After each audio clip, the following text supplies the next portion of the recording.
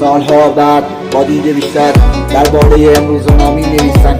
جاهلی که با سر سینه میزد، محدود میکرد بچه‌ش رو از زیر 13.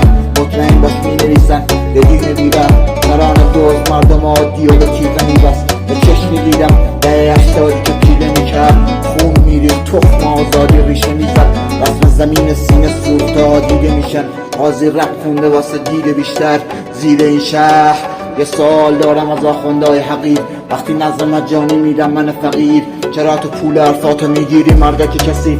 پیاده ما بریم سوار شما، ادعای شیر داریم با باطن شغال. همه بالا میرن این مهمه اون بالا کلاقی آقا گیر خوره و لاغ کارون شده قبل سون نظام غریب 2000 تن زیر آب. بابای این بچه ها کیان؟ چرا کشتینشون؟ دولت کسی بیا بده یه کشمینشون، کی ما رو به این روزای تخمی کشون؟ قلبم میگه قاضی